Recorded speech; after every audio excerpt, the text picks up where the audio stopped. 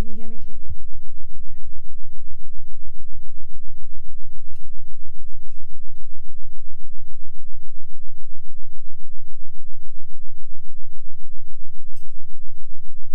Jaya Radha Madhava Kunja Bihari.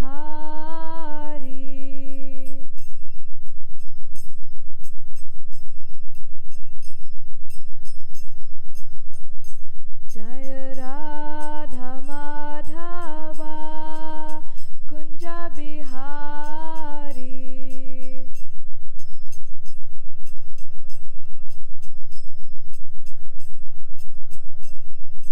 Gopi Jana Vallabha Girivardhari.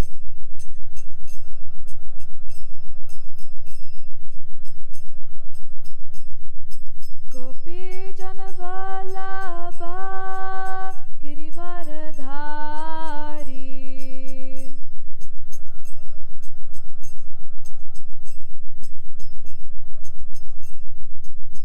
Yashoda Nandana Brajajana Ranjana.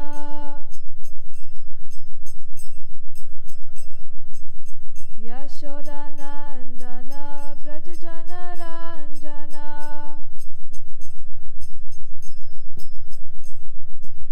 Yamuna Tira Vanachari. Yamuna Tira Vanachari.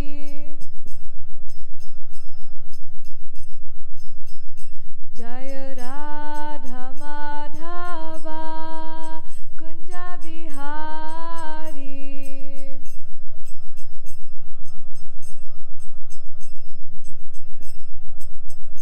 Jaya Radha Madhava Kunja Bihari.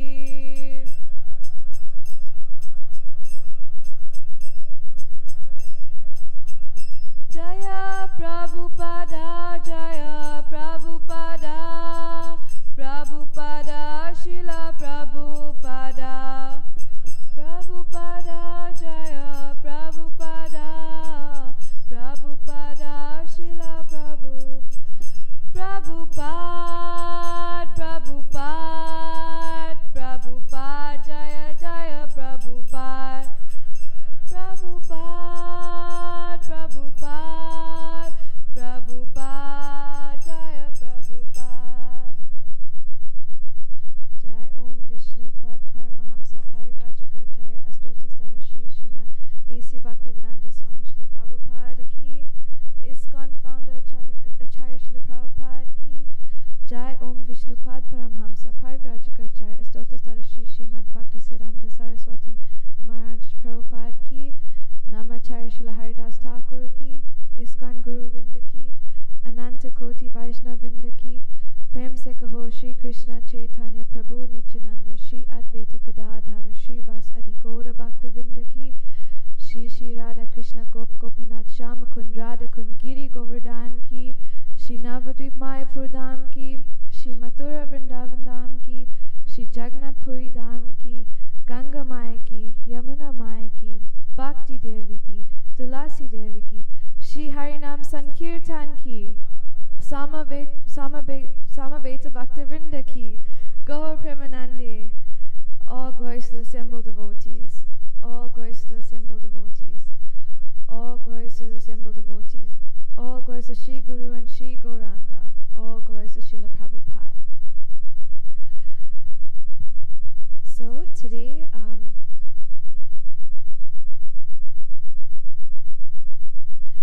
today we are discussing the nectar of devotion. And being in this temple, seated at the lotus feet of Shri Shri Radha Radhanath, it's really important that we take the nectar of devotion very seriously, because in order to please Krishna, we need to learn about him. And this is what these chapters of the first part of the nectar of devotion teaches us. So today we'll be studying chapter 11, which is called the aspects of transcendental service. So before we begin, let's offer our respectful obeisances unto the six Goswamis who have given us this very beautiful scripture as well as this beautiful movement of Shri Chaitanya Mahaprabhu via Srila Prabhupada. So if you know this prayer, you can recite it with me. Nana Shastra Vicharana Kanipuno Sadharma Samstapako Lokanam Hitakarano Tribhuvane Manyo Sharanya Karo Radha Krishna Padara Vrinda Bhajana Nandena Mataliko Vande Rupa Sanatano Raghuyugo Shri Jiva Gopalago.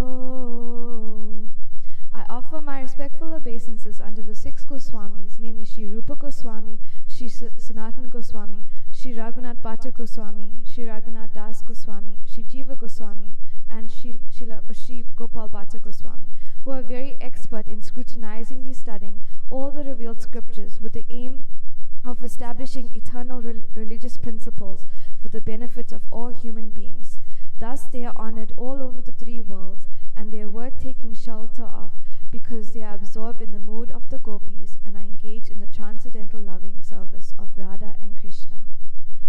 Om Jnanatimirandasya Gyananjana Shalakaya Chakshurun Militam Yena Tasmai Shri Guruve Namaha Shri Chaitanya Manobhistam Sthapitam Yena Bhutale Swayam Rupa Kadamayam Dadati Swapadantikam Vandeham Shri Guru Shri Yuta Padakamalam Shri Gurun Vaishnavamscha Shri Rupam Sagrajatam Sahagana Lalita Shri Vishakhavanamscha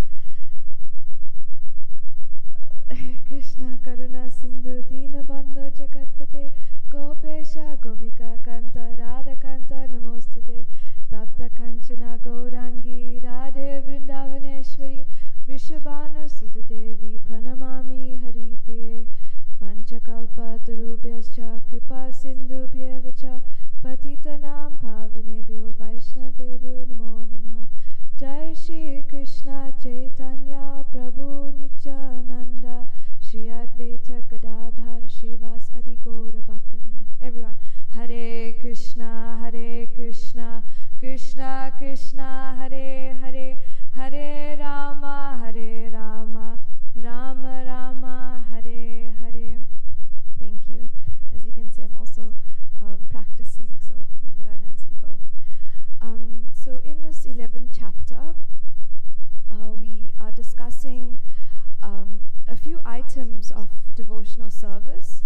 So Inactive Devotion talks about 64 items of devotional service. And this in chapter 11, we are going through items 47 to 53.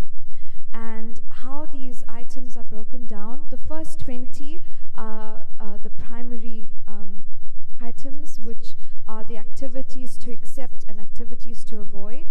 And now we are going to the additional items of service, and it's broken down into items of sadhana and the 5 most effective items. So currently we are discussing the items of sadhana, and we all know that every day we are practicing sadhana bhakti. So these items are very important in our practice of devotional service. So in chapter 10, so Prahlad Maharaj, we celebrated Lord Nrsimha Chaturdasi this week, and Prahlad Maharaj, being a very surrendered soul, gave us the 9 processes of bhakti, or he recited the 9 processes of bhakti. And in chapter 10, Shravanam, Kirtanam, Vishnu Smaranam, Padasevanam, Archanam, and Vandanam was covered, which is hearing, chanting, remembering Krishna, serving the lotus feet, deity worship, and praying.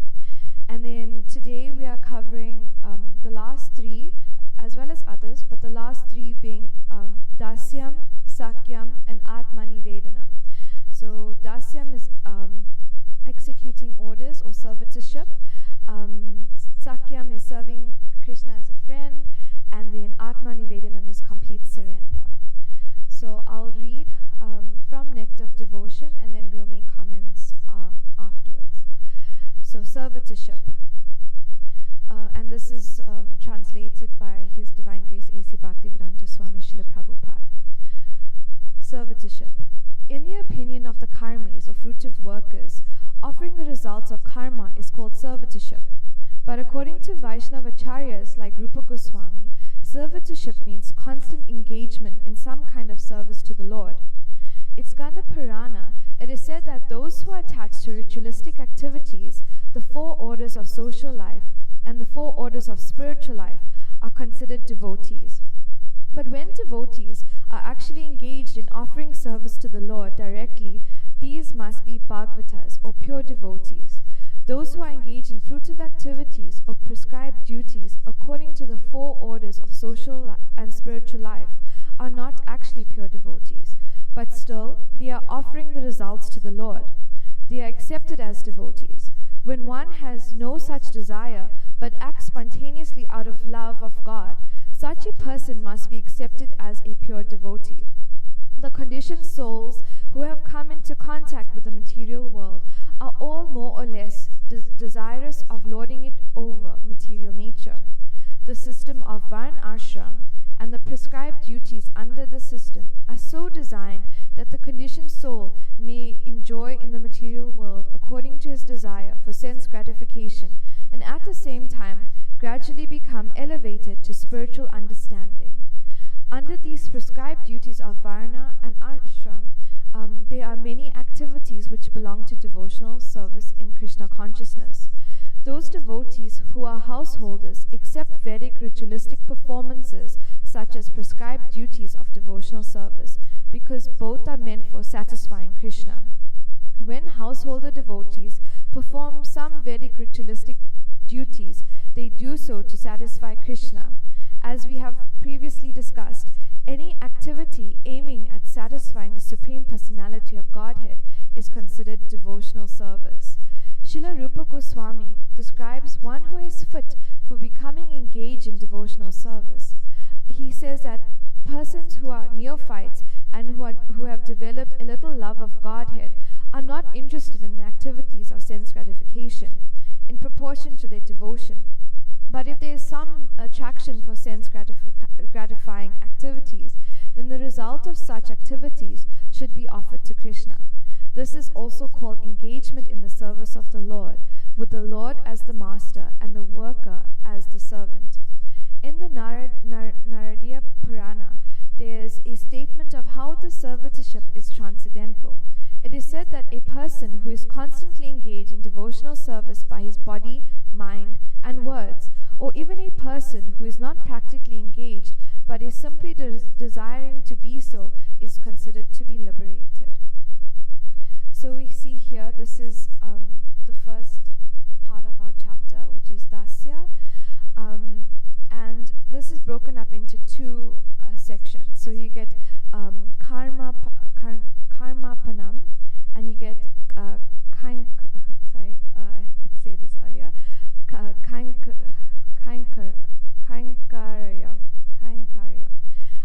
So Karpanam is basically engaging according to our nature and offering that result to Krishna. Whatever we're doing, whatever occupation we may have, we're offering those results to Krishna. But Kinkaryam is being so attentive to Krishna's desire.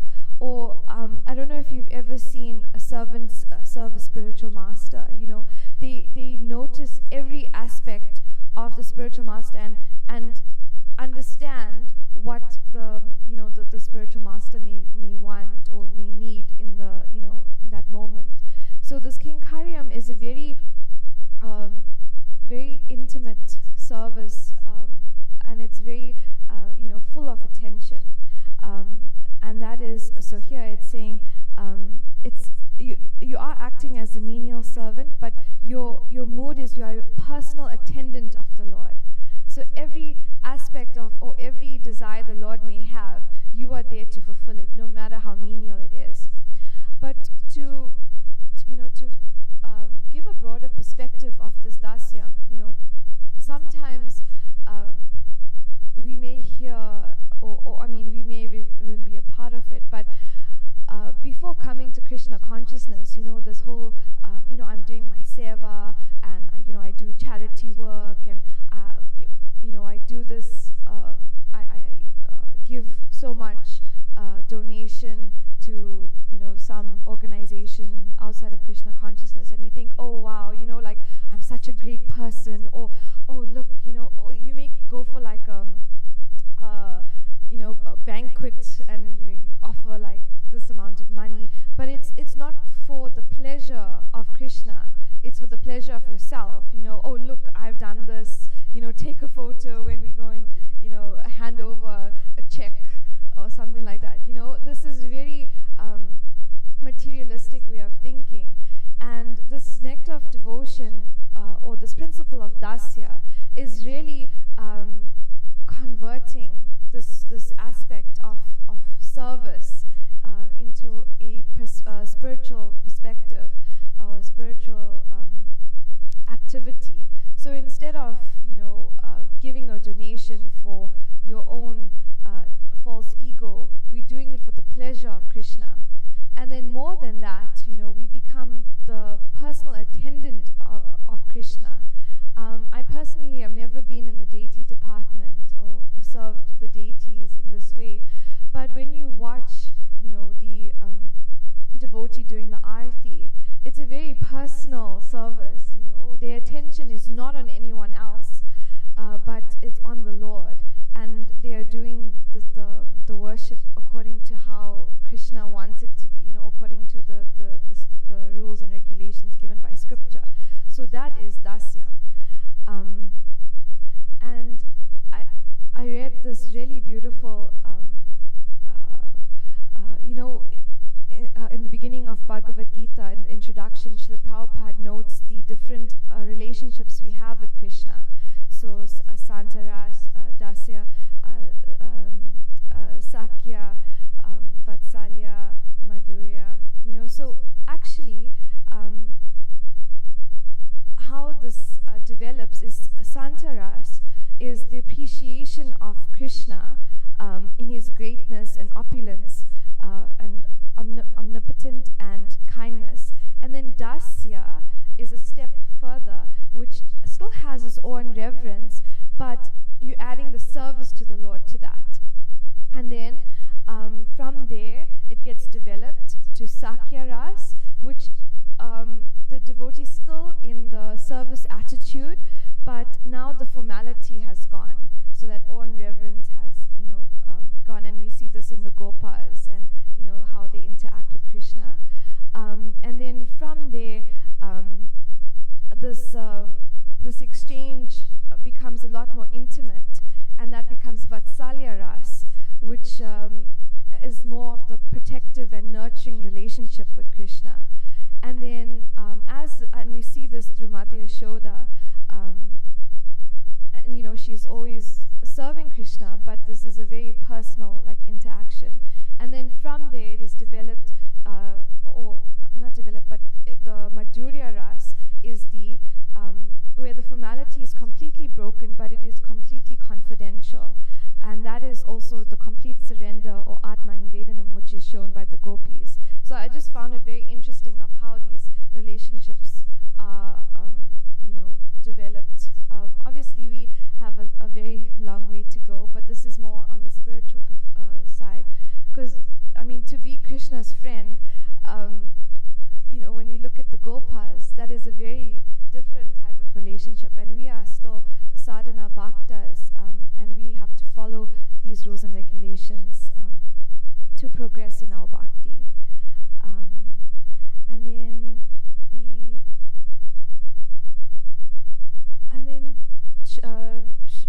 Krishna in Bhagavad Gita also talks about this dasya, and how he's in chapter 18, verse 58. Krishna says, "If you become conscious of me, you will pass over all obstacles of conditioned life by my grace. If, however, you do not work in such consciousness, but act through false ego, not hearing me, you will be lost."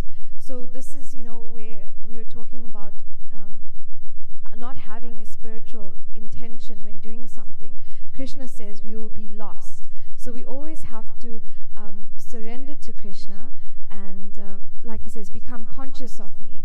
And whatever we do, if we have that attitude and mood, we can, like Krishna says, we can cross over all obstacles in conditioned life. Another example of dasya that I found really inspiring was Sri Chaitanya Mahaprabhu's personal servant Govinda. And in the afternoon, Sri Chaitanya Mahaprabhu would take a massage, and Govinda, being his personal servant, that was his duty. So this is from the Chaitanya Charitamrita Anchalila, chapter 10, from verse 82 onwards.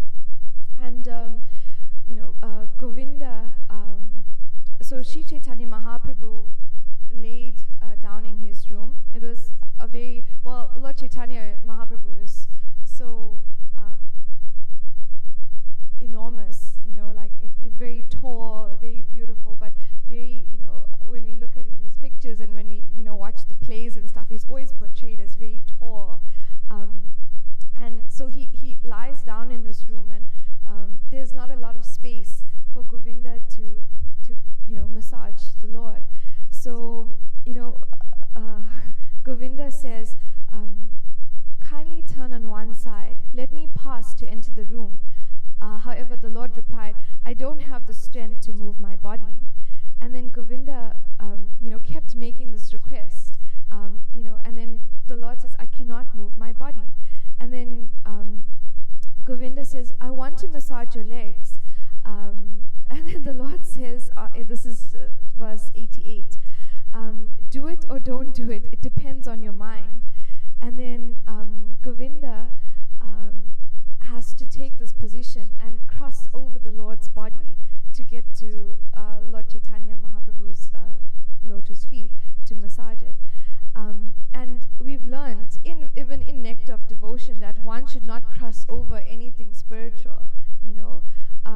We should not, even if there's a book or mridanga, whatever it is, we should not cross over. And here Govinda, being Lord Chaitanya Mahaprabhu's personal servant, is crossing over the Lord's body to serve him. So Govinda, he massaged the Lord, and it took a while. And then after some time, Lord Chaitanya Mahaprabhu fell asleep. And now, normally Govinda would take his lunch at that time. When Lord Chaitanya Mahaprabhu was resting, that's when Govinda would take his lunch. But unfortunately, on this day, he was stuck on the other side of the Lord. And he actually waited for the Lord to wake up in order for him to exit the room. And then Lord Chaitanya Mahaprabhu asked him, why didn't you go take your meal after I fell asleep? And then Govinda said, you were lying down blocking the door and there was no way to go. And then the Lord asked, how did you enter the room? Why didn't you go out to take your lunch in the same way? And I mean, it makes sense, when you think of it like that. But Govinda, he mentally replied, my duty is to serve, even if I have to commit offenses or go to hell. I would not mind committing hundreds and thousands of offenses for the service of the Lord, but I greatly fear committing even a glimpse of an offense for my own self. So that is dasya, we can, in this sense, he doesn't mind committing the offense for the Lord, but for himself, he'd rather wait for the Lord to wake up instead of pleasing his own senses in this way.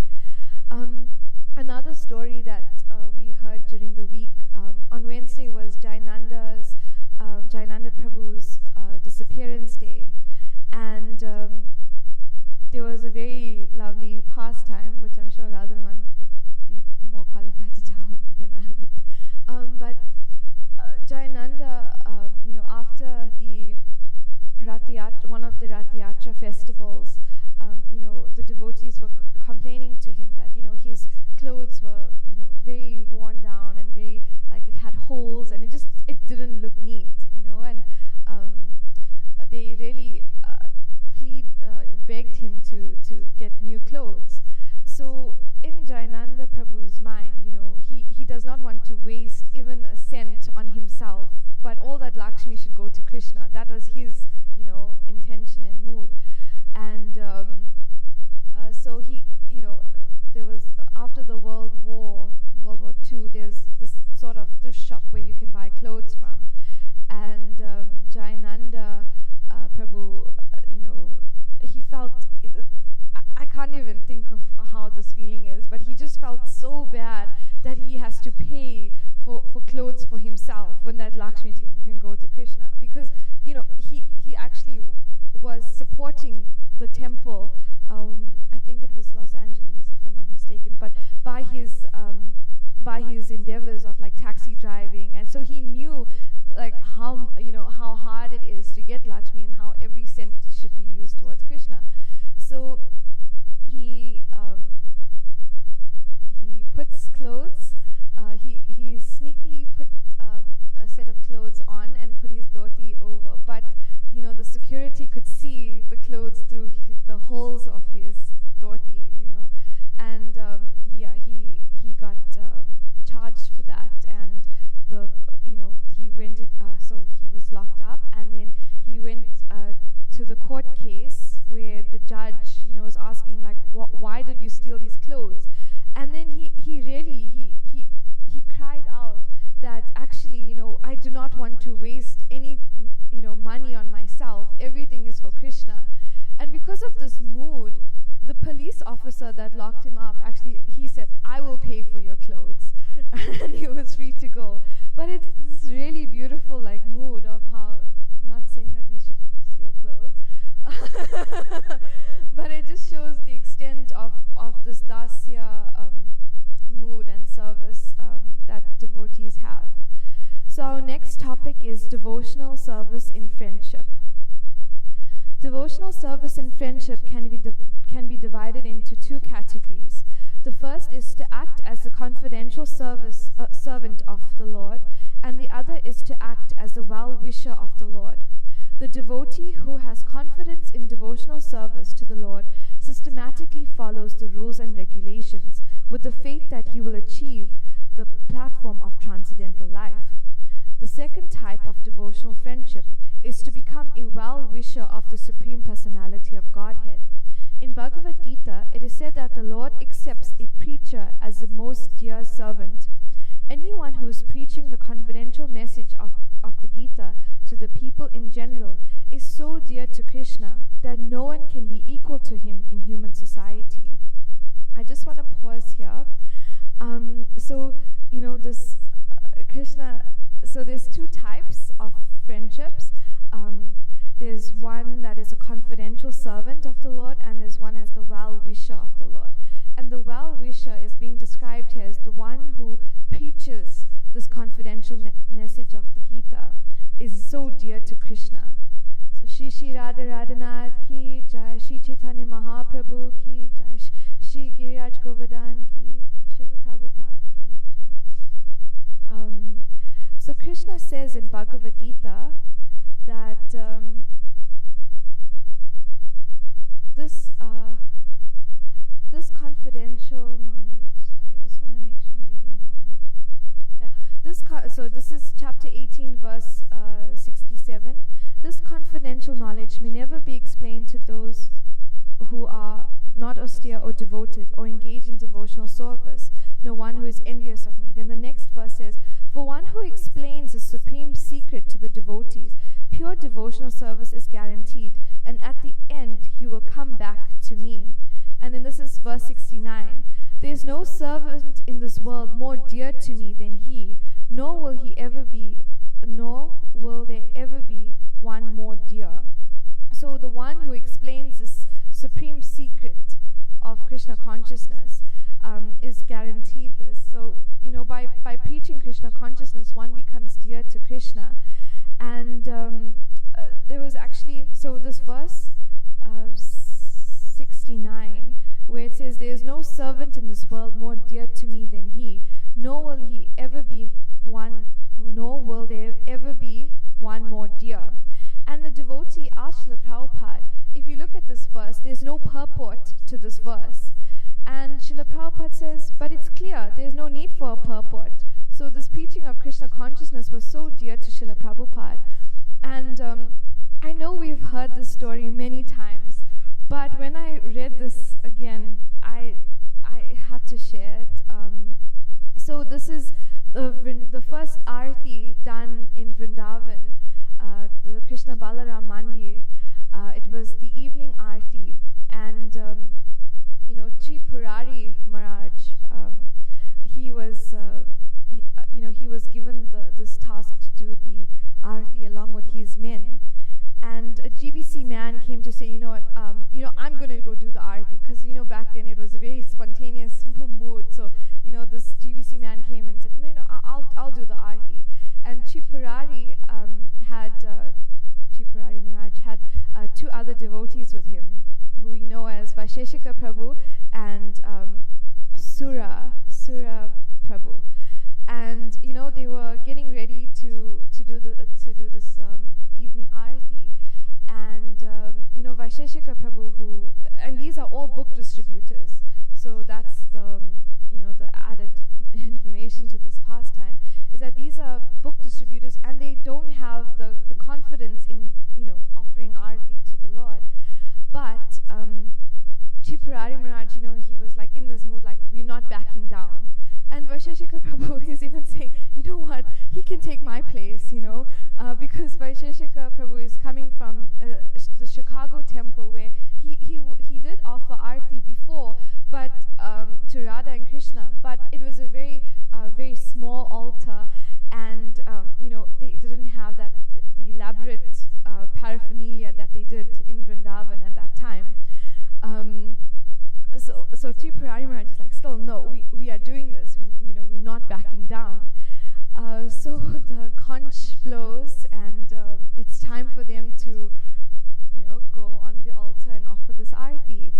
And just to paint the picture of the temple room, Srila Prabhupada is there with all his GBC men, all the key representatives in Vrindavan are in this temple, because this is a very monumental type of celebration, because Srila Prabhupada has established an ISKCON temple in Vrindavan, out of all places. This is the home of bhakti, as the curtains open, Yamuna Devi is singing Govindam Adi Purusham. So this is, if we really think about, we have Chaitanya Charitamrita, we have Bhagavatam, but when we think of Prabhupada Leela, this is like, Yamuna Devi singing Govindam Adi Purusham, like, wow. And so Sura Prabhu is at the Gauranitai. For those who've been to Vrindavan, there's 3 altars. There's Gauranitai at the far, this is my right, but left. In the middle is Krishna Balaram, and on this side is Shishi Radha Shamasundar. So Sura Prabhu is on the Gauranitai altar, Tripurari Maharaj is on Krishna Balaram altar, and Vaisheshika Prabhu is on Shishi Radha Shamasundar's altar. And Srila Prabhupada had entered and paid obeisances to each altar, and ended up at Shishi Radha Shamasundar. So all eyes are on Radha Shamasundar here, and the way it's been described. So each devotee is explaining their experience, and Sura Prabhu says that they had these fans installed on the altar, and they couldn't for some reason find the switch to put this fan off. So lighting the ghee lamp, just became such a challenge. And then Vaisheshika Prabhu, he was standing further, back on the altar and not in the front, like how Rasaraj Prabhu is standing. So someone had to come in and push him forward, and so he's offering the arti, and then he throws the water, and then he says he threw the water on Tama Krishna Maharaj's face, and he could just see him wipe his glasses. So arti was finished, these three are having their discussion, and then like they said, oh, we all blew it, and then Vasheshika Prabhu said, but all eyes were on me, So it was this really like feeling of incompetence in this way, like not being able to serve the Lord the way it's meant to be done. But Srila Prabhupada asked Jayatirtha later today, who are those devotees doing the arti? And for those who know Srila Prabhupada, like when you read his Leela Amrita, he can be very like strict or very heavy sometimes. And then Jayatirtha Prabhu replies, those were Tripurari Maharaj's men, Srila Prabhupada. They don't know very much about puja, they just distribute your books. And Srila Prabhupada simply tips his head and comments, oh, that is all right. So it shows, because these were book distributors, that Srila Prabhupada was actually very happy, and wasn't so fazed about it. Because, like I said, this is a very monumentous type of event. But it just shows the love Srila Prabhupada had for those who distribute his books. And then I'll just continue with the paragraph. In the Mahabharata, Draupadi says, my dear Govinda, your promise is that your devotee can never be vanquished. I believe in that statement, and therefore in all kinds of tribulations, I simply remember your promise, and thus I live. The purport is that Draupadi and her 5 husbands, the Pandavas, were put into severe tribulations by their cousin brother Duryodhana as well as by others. The tribulations were so severe that even Bhishma Dev, who was both a lifelong brahmachari and a great warrior, would sometimes shed tears thinking of them. He was always surprised that although the Pandavas were so righteous and Draupadi was practically the goddess of fortune, and although Krishna was their friend, still they had to undergo such severe tribulations. Though their tribulations were not ordinary, Draupadi was not discouraged. She knew that Krishna was their friend and ultimately they would be saved. So we know the pastime of Draupadi calling out to Govinda. And this, sorry, I just want to get the term for this, but this friendship is vivasa, which is faith in the Lord's protection, and Krishna is our best friend. So Draupadi had this, this mood that, this confidence in Krishna, which comes with very deep faith.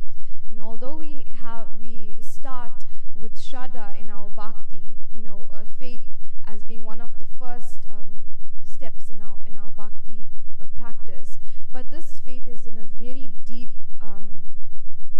deep mood where we believe that Krishna is our best friend. So to continue, in the Mahabharata, Draupadi says, my dear Govinda, your promise is that your devotee can never be vanquished. I believe in that statement, and therefore in all kinds of tribulations, I simply remember your promise, and thus I live.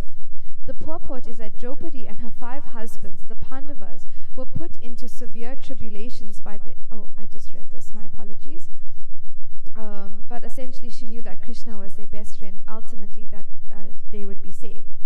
A similar statement is there in the 11th canto of Srimad Bhagavatam, 2nd chapter, verse 53, where Havis, the son of King Rishabha, addresses Maharaj Nimi.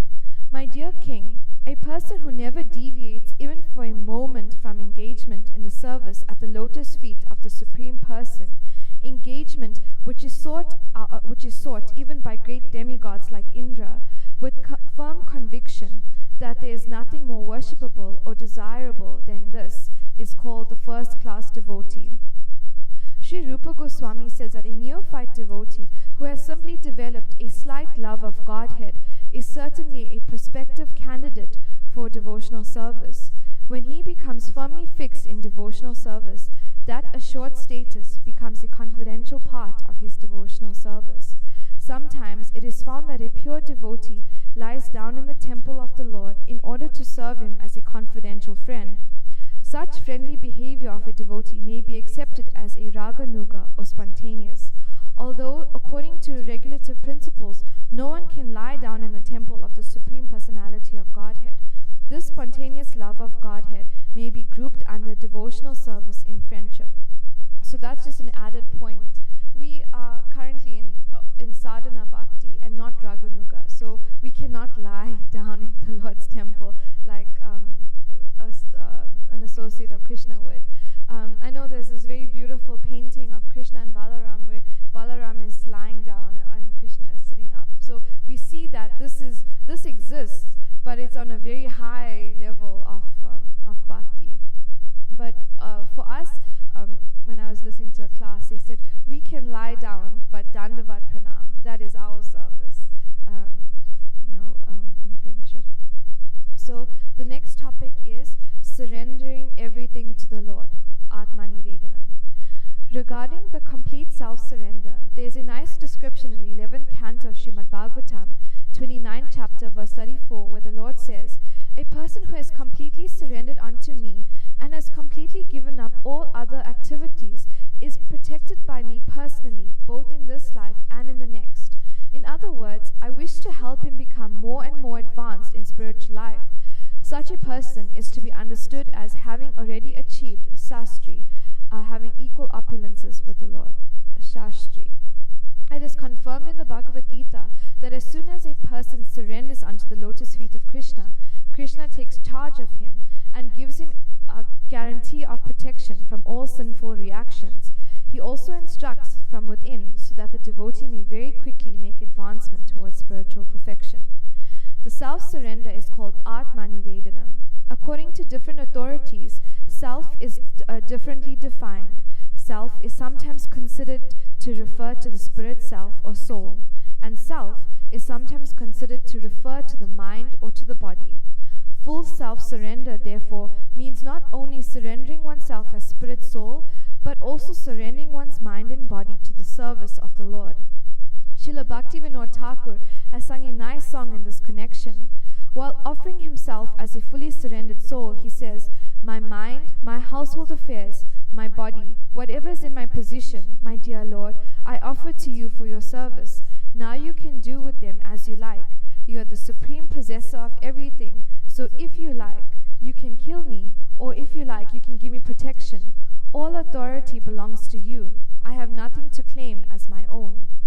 And it further says, Sri Yamuna Acharya, in his prayer to the Lord, has expressed a similar idea in the following words: "My dear Lord, I may be living within some body as a human being or as a demigod, but whatever mode of life, I do not mind, because these bodies are simply byproducts of the three modes of material nature, and I, who am in possession of these bodies, am surrendering myself unto you." In the Hari Bhakti Viveka, there is a statement regarding how one can offer his body in self-surrender. There the devotees say, "My dear Lord, as a souled animal has no need to think about his maintenance and sustenance, so, because I have given up my body and soul unto you, I am no longer concerned with my maintenance and sustenance." In other words, one should not bother about his personal or family maintenance or sustenance. If one actually surrendered in the body and soul, he should always remember that his only concern is to be engaged in the service of the Lord. Srila Rupa Goswami says that devotional service in friendship and devotional service in surrender are two difficult processes. Therefore, such relationships with the Lord can be rarely seen. Only for the advanced devotees are these two processes easily executed. The purport is that it is very rare to see surrender, and that is mixed with sincere ecstatic devotion. One must give himself completely to the will of the Lord. So we see here, Srila Prabhupada was reciting Bhaktivinoda Thakur's prayers, but we also see this in Srila Prabhupada as well, in his poem where he says, "O my Lord, I am just like a puppet in your hands, so if you have brought me here to dance, then make me dance. Make me dance, O Lord, make me dance as you like." So we see Srila Prabhupada's full surrender here as well. The one point here is Atmanivedanam is a surrender. It can be the surrender of the body, can be the surrender of the mind, or it can be the surrender of the Atma or self. But higher than Atma Nivedanam is Sharanagati, which is surrender but in the mood of service. I heard this from Chaitanya Charan Prabhu in his Bhakti Shastri class. I found that very powerful. The next topic is offering a favorite article. In the 11th canto of Srimad Bhagavatam, 11th chapter, verse 41, Lord Krishna tells Uddhava, "My dear friend, if someone offers me the best thing in his possession, or anything which is very pleasing to him, he will be eternally benefited." So, when I was reflecting on this topic, I was thinking of myself as a child. My dad and I would share a packet of sweets, and sometimes he would be driving, and he'd ask me for some sweets. But as a child, or even till now, I'm assuming I would still do this. But I would pick out all my favorite flavors, and give him all the ones I don't like. So it actually made me think: is this what I do to Krishna as well? So it doesn't always have to be an article, like here it's mentioning an article, but sometimes with our time and intention, do we give Krishna our best, or we just picking out, all the times that we want for ourselves and just give Krishna, like, our japa when we do it, like, I want to use examples, but I don't want to make anyone feel bad as well. But like, when you're chanting in the shopping mall, or you're chanting while driving, or, is that picking out all the flavors you don't like and giving that to Krishna, So that really made me think, am I really giving Krishna my best? So this, has really like shifted my way of thinking in the sense of, we need to give Krishna our best, whether it's the grape flavor of a jelly tarts or whatever, in as a metaphor, not that Krishna want jelly tarts, but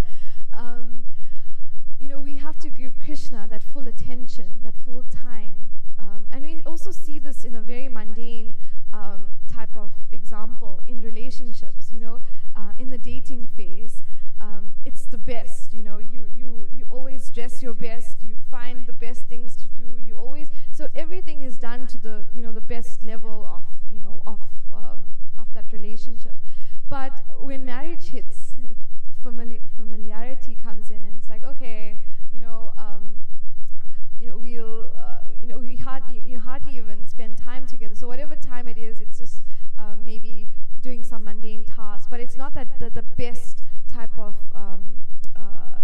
situation that would have happened in a dating phase, And it's somewhat like our initiation vows as well. Sorry to take it one step further, but before we get initiated, this enthusiasm is quite high, and like, we want to do as much as possible, and even if it's sleepless nights, and still wake up for Mangal Arati, and now it's like, Mangal Arati, what is that again? Like even we become so eager initially, but afterwards, this feeling of familiarity, or they say familiarity breeds contempt. But this mood of eagerness and enthusiasm is lost. But here, like this is also a reminder that we have to give Krishna our best. We have to put our best foot forward for Krishna. So I found that that was my reflection on this topic. And if anyone else wants to say anything on that, I'd appreciate your input. But I'll just go through a few more of the topics, because we're also running out of time. So the next title is Performing All Endeavors for Krishna. In the Narad Pancharatra, there's a statement of how one can act in all spheres of life for the satisfaction of the Lord. It is stated there that a person who is actually in devotional service must be engaged in all kinds of activities, those prescribed in the revealed scriptures, and also those who are accepted for livelihood. In other words, not only should a devotee engage himself in the prescribed duties of devotional service that are mentioned in the revealed scriptures, but he should also perform the duties of his practical life in Krishna consciousness. For example, a devotee who has great establishment or factory may offer the fruits of such material possessions for the service of the Lord. So that is also called yukta vairagya. So using any of our material possessions in the service of the Lord, material activities. I wanted to read the purport. So Srila Prabhupada in Bhagavad Gita chapter 12, verse 2, the verse is, the Supreme Personality of Godhead said, "Those who fix their minds on my personal form and are always engaged in worshipping me with great transcendental faith are always considered by me to be most perfect." So Srila Prabhupada in the purport, and I think this is what really struck me, Srila Prabhupada says, "For one in such Krishna consciousness, there are no material activities because everything is done for Krishna. A pure devotee is constantly engaged. Sometimes he chants, sometimes he hears or reads a book about Krishna, or sometimes he cooks prasadam or goes to the marketplace to purchase something for Krishna, or sometimes he washes the temple or the dishes. Whatever he does, he does not let a single moment pass without devoting his activities to Krishna. Such action is in full samadhi." So, this performing all endeavors for Krishna, that is how we should do it. Everything we do, we should always be thinking of Krishna. And then being a surrendered soul. In the Hari Bhakti Vilas, there is the following statement about self-surrender. "My dear Lord, a person who has surrendered himself unto you, who is in firm conviction that he is yours, and who actually acts in the way by his body, mind, and words, can actually relish transcendental bliss."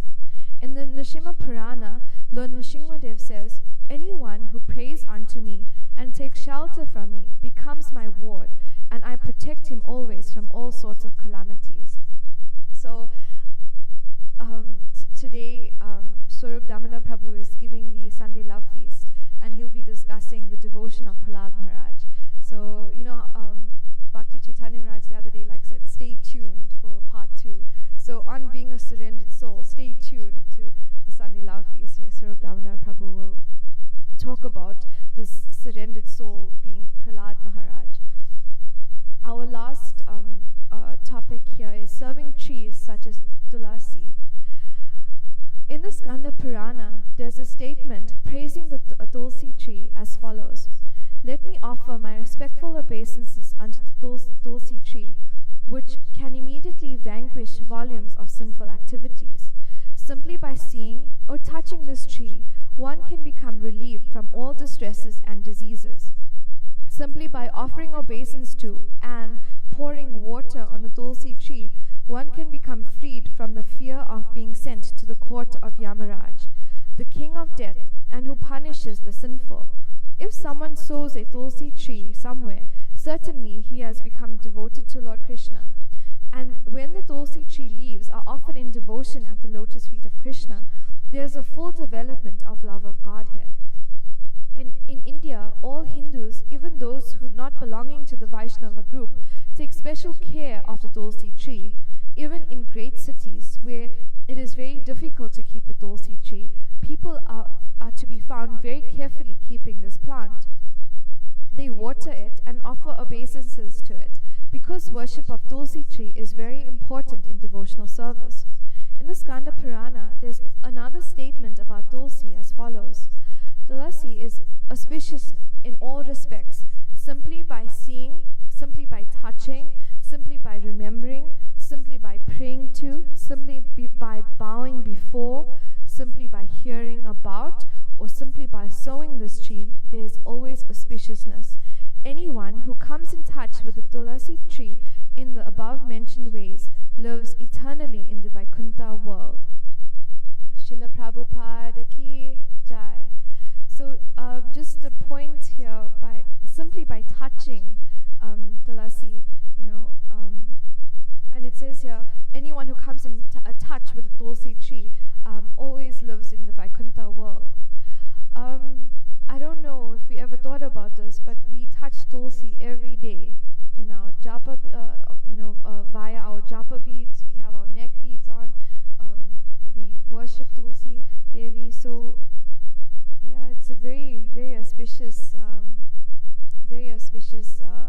gift that Srila Prabhupada has given to us. And like it says in the Skanda Purana, if anyone who comes in touch with Tulsi tree always lives eternally in the Vaikuntha world. So I found that very beautiful. And just to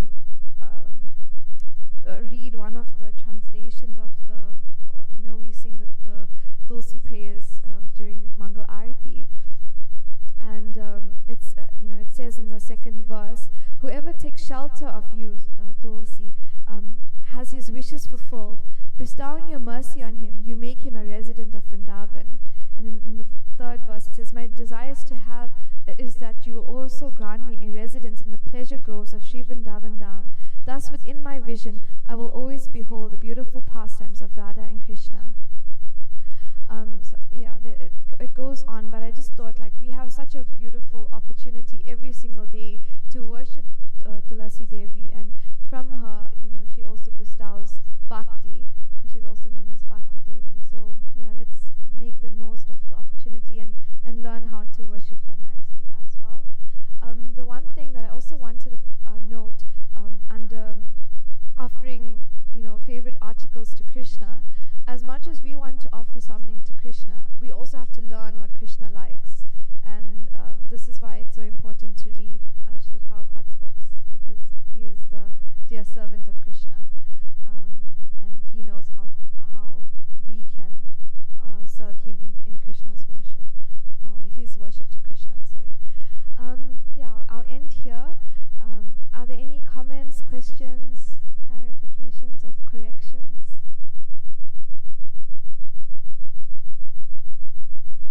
Ganga Mata.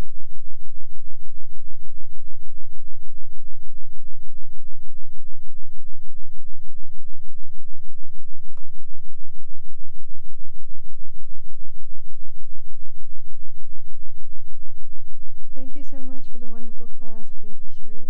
I was just thinking about that last point you made on, you were talking about how we should offer our best to Krishna, and now you were saying that but it's important for us to understand what Krishna wants. And I'm just trying to remember something Srila Prabhupada said. You can just hold me out here.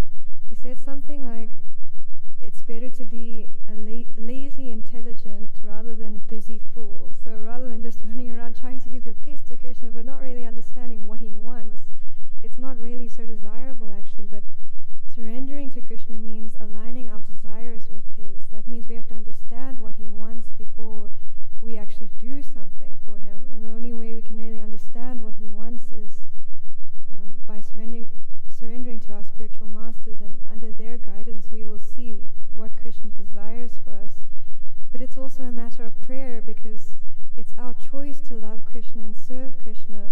And Guru, he won't always explicitly say, you have to do this. He might interject when we are really off track.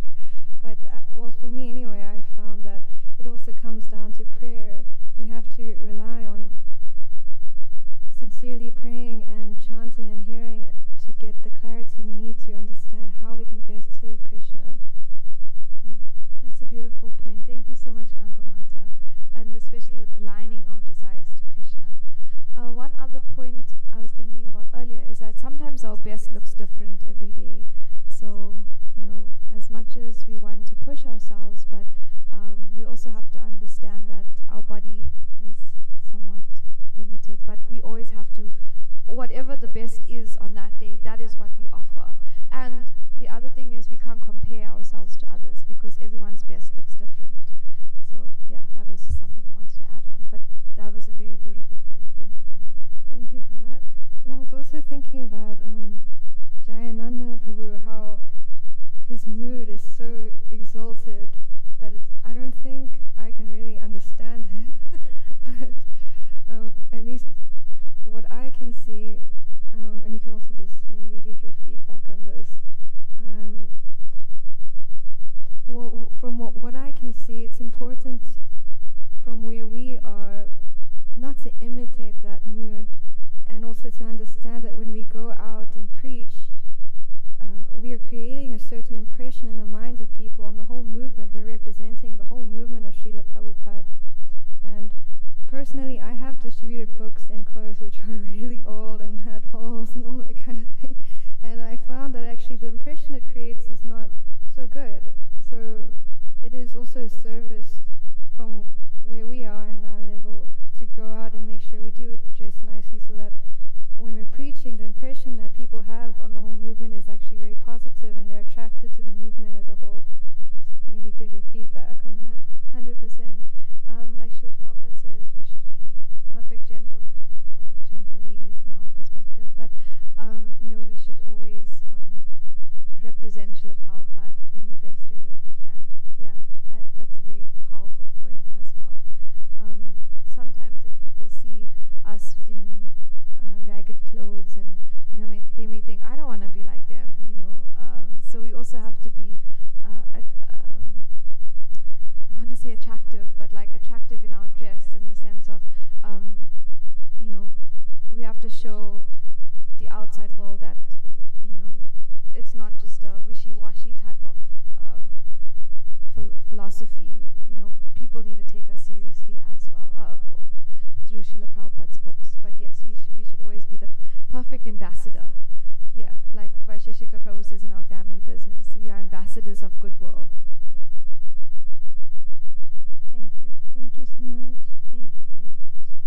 Anyone else? Okay, I think we can end here. Srila Prabhupada ki jai.